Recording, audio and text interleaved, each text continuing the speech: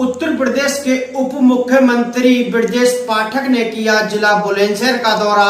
दौरे के दौरान उनके साथ मौजूद रहे वरिष्ठ पुलिस अधीक्षक दिनेश कुमार सिंह, जिला अधिकारी सुईति व विकास, जिला अध्यक्ष भाजपा से और आला अधिकारी पुलिस फोर्स उनके साथ मौजूद रही। सबसे पहले उन्होंने निजी अस्पताल का उद्घाटन किया। उसके बाद मोहन कुटी स्थित वृद्धा आश्रम पर पहुंचे, भारत माता मंदिर का उद्घाटन किया और जनसभा को संबोधित उन्होंने किया। इसके बाद जिला अस्पताल में पहुंचे।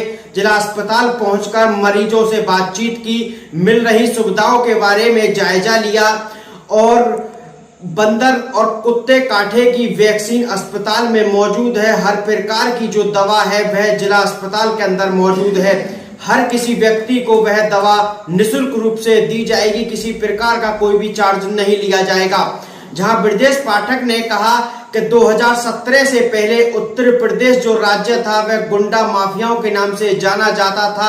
जब से भाजपा आई वह उत्तर प्रदेश राज्य सबसे नंबर 1 राज्य में जाना जाता है। इसके बाद महिला अस्पताल में उप मुख्यमंत्री पहुंचे, मरीजों से बातचीत की, मिल रही सुविधाओं के बारे में जानकारी ली और फिर एक समीक्षा बैठक की। समीक्षा बैठक में हर प्रकार के अधिकारी मौके पर मौजूद रहे, उनको आवश्यक दिशा निर्देश दिए गए उप मुख्यमंत्री द्वारा। इसके बाद पत्रकारों से बातचीत की।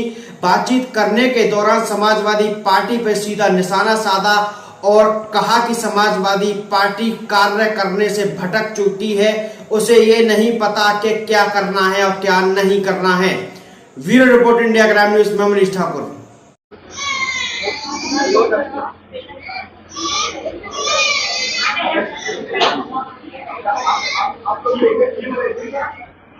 आप लोग वेटिंग कर रहे हैं? कोई दिखाने की जरूरत तो नहीं है? कोई समस्या तो नहीं हुई है? कोई दवाई बाजार से तो नहीं लाना पड़ा? जो आप लोग बताओ, कोई दिक्कत तो नहीं हुई? कोई दवाई बाजार से तो नहीं लाना? कोई दिक्कत तो नहीं हुई? आप लोग किसी का इंतजार कर रहे हैं? नहीं, हम आपके पेट फटे जा रहे थे। अच्छा, बच्चे को दिखाना है। ये तो दिखा लिया। कोई दिक्कत तो नहीं हुई?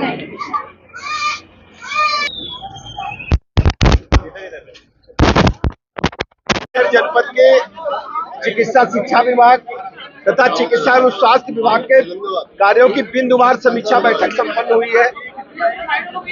जितने भी पद खाली हैं उनको शीघ्र भरने के लिए जिलाधिकारी महोदय को अधिकार दिया गया है कि तत्काल वकील इंटरव्यू के माध्यम से उनको भरें। इसके अलावा जो विशेषज्ञ चिकित्सकों के पद खाली हैं उनको शासन को संदर्भित करें, उनको शीघ्र भरा जाएगा। हमारे अस्पतालों में सभी प्रकार की दवाइयां उपलब्ध हैं। स्नेक बाइट, डॉग बाइट और मंकी बाइट के सभी हमारे जो इंजेक्शन है, जो वैक्सीन से उपलब्ध है, दवाइयों की कहीं कोई कमी नहीं है। बुलंदशहर जनपद को विकास के मामले में नंबर 1 पर लाने के लिए हमारी प्रतिबद्धता है। हर स्थिति में सभी रोगियों को उच्च स्तरीय इलाज मिले, इसको सुनिश्चित करने के निर्देश दिए गए हैं। समाजवादी पार्टी पीडीए पाठशाला देखिए, आप जानते हैं कि समाजवादी पार्टी पूरी तरह से डिरेल्ड है। उनको क्या करना है क्या नहीं करना ज्ञानी नहीं है। छोटे छोटे बच्चों, नैनियालों के मन में राजनीतिक बातें घुसाना बहुत ही घोर अपराध है। बच्चे भगवान का रूप होते हैं और आने वाले समय में समाजवादी पार्टी को इसका खामियाजा भुगतना पड़ेगा।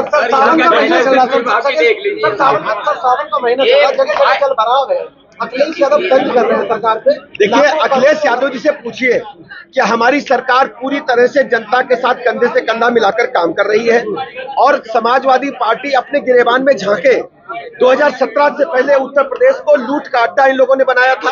अपराधी खुलेआम बंदूकें लेकर सड़कों पर घूमते थे, भ्रष्टाचार का अड्डा बना हुआ था। आज उत्तर प्रदेश राज्य पूरे देश में इंफ्रास्ट्रक्चर के मामले में, लॉ एंड ऑर्डर के मामले में, डेवलपमेंट के मामले में नंबर 1 पर है। ये पूरा प्रदेश, पूरा देश जानता है।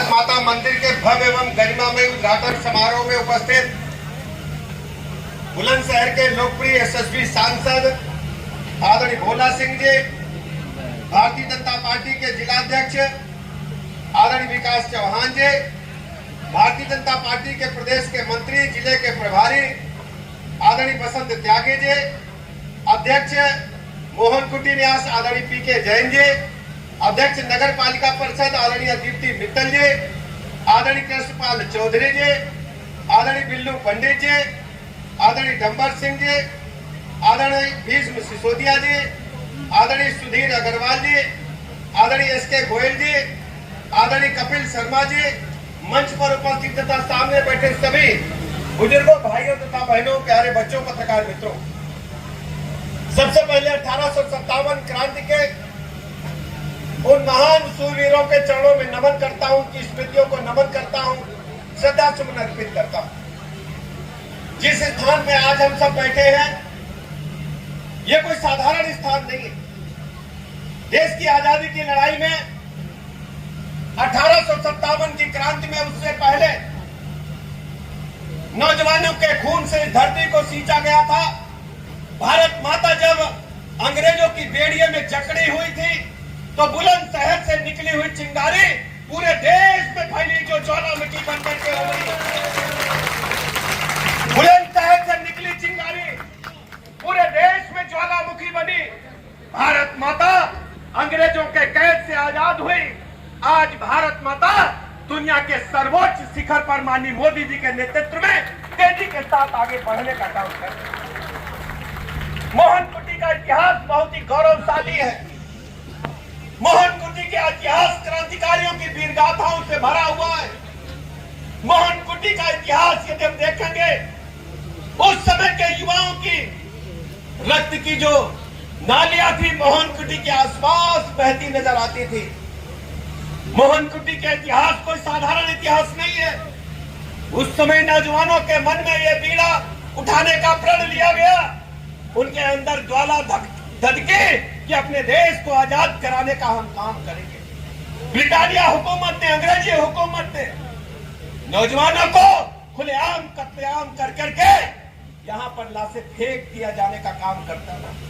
लेकिन अंग्रेजों की हुकूमत के आगे एक ऐसा शख्स था जो कभी डिगा नहीं, कभी हिला नहीं। ऐसे नौजवानों के जो सब थे, उनको सम्मान पूर्वक संस्कार के साथ दहन करना, उनको व्यवस्थित ढंग से अंतिम संस्कार के लिए पहुंचाने का यदि कोई काम करता था तो मोहन बाबा थे और कोई दूसरा नहीं।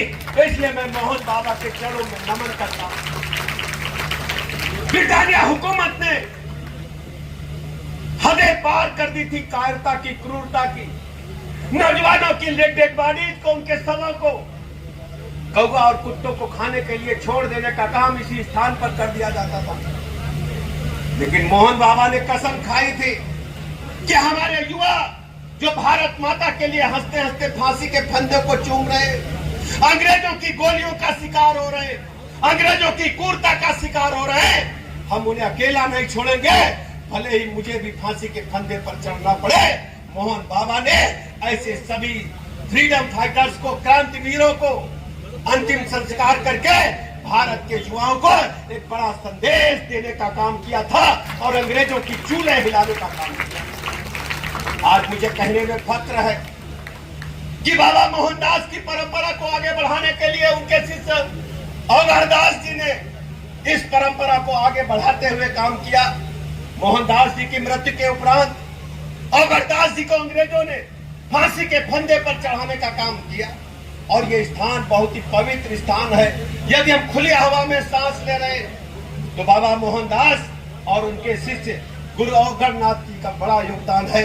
हम ऐसे सभी क्रांतिवीरों को जिनका खून इस मिट्टी में लगा है नमन करता हूँ, स्मृतियों को नमन करता हूँ, श्रद्धा समर्पित करता हूँ।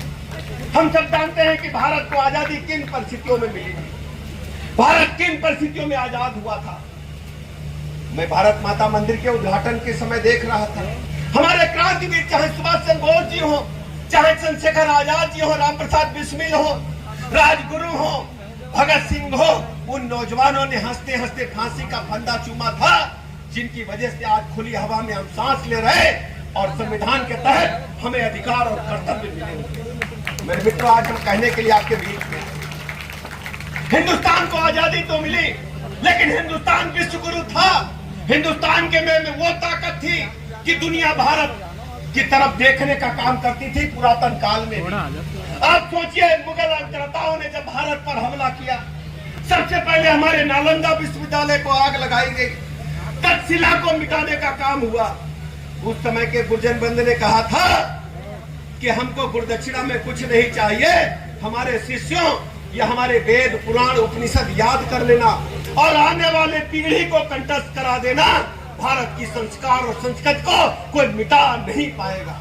आज हम गर्व के साथ कह सकते हैं, भले ही ब्रिटानिया हुकूमत ने, मुगल हुकूमत ने हमारे संस्कारों को मिटाने का प्रयास किया हो, लेकिन गुरजन वृंद ने भारत की संस्कृति को अमिट बना करके भारत के संस्कारों को दुनिया के पैमाने पर सर्वश्रेष्ठ बनाने का काम किया।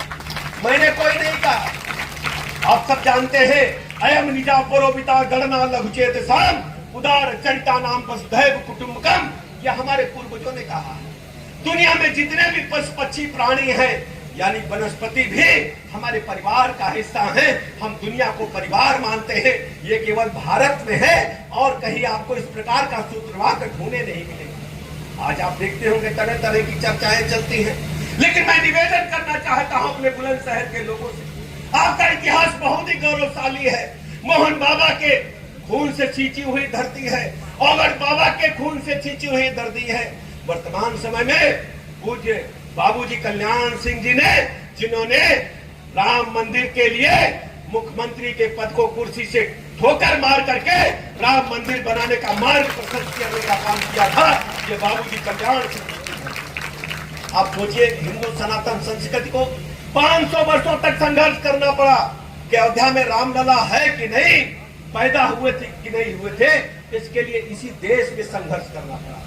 और ये कांग्रेस पार्टी और उनके पिछलग्गू दल, चाहे समाजवादी पार्टी के लोग हों, चाहे कांग्रेस पार्टी के लोग हों, केवल वोट के खातिर रामलला के अस्तित्व को नकारने का काम किया। तरह तरह की चर्चाएं होती हैं। सुप्रीम कोर्ट में कांग्रेस ने लिख करके दिया था कि रामलला अयोध्या में पैदा हुए कि नहीं, इसका कोई प्रमाण नहीं। मित्रों, एक कहानी सुनाना चाहता हूं। अटल बिहारी वाजपेयी जी इंडोनेशिया गए थे। इंडोनेशिया मुस्लिम कंट्री है, दुनिया जानती है। अटल जी ने वहां देखा, यहाँ तो रामलीला गांव गली मोहल्ले में खेली जा रही है। अटल जी ने वहां के राष्ट्राध्यक्ष से पूछा, वहां के नेताओं से पूछा कि भाई आप तो मुस्लिम कंट्री हो, आपके यहाँ रामलीला कैसे होती है? तो इंडोनेशिया के लोगों ने कहा कि हमने अपना पूजा पद्धति बदली है, हम पूर्वजों को नहीं बदले, हमारे पूर्वज श्री राम हैं, हम उनकी लीला को खेलने का काम करते। और भारत के अंदर क्या हो रहा है? भारत के अंदर प्रभु राम को बताने में सुप्रीम कोर्ट में साबित करना पड़ा कि हम अयोध्या में पैदा हुए थे।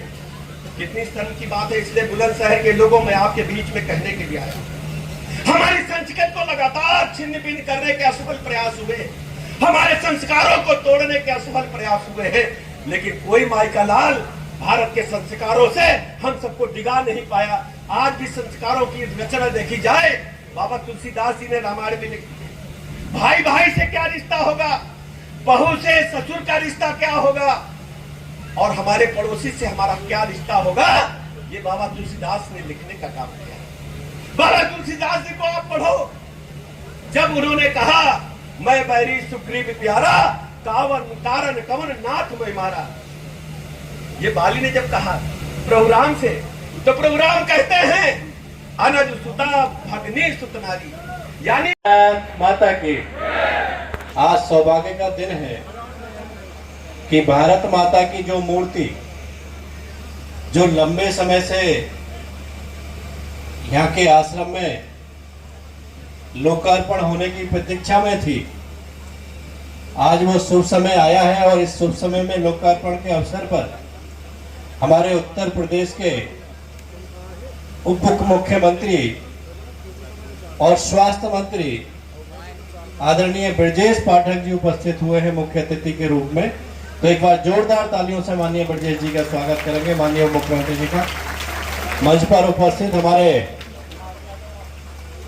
पार्टी के प्रदेश के मंत्री और अपने जनपद के प्रभारी श्री वसंत त्यागी जी, अपने जिलाध्यक्ष श्री विकास चौहान जी, हमारी जिला नगर पंचायत बुलंदशहर की अध्यक्ष दीप्ति मित्तल जी, और इस कार्यक्रम के आयोजक, इस आश्रम को हमेशा सेवा भाव के रूप में समर्पित करने वाले सभी ट्रस्टी टीम, और मेरे सामने उपस्थित सभी अपने सम्मानित बुजुर्ग नौजवान साथी और हमारी मातृशक्ति।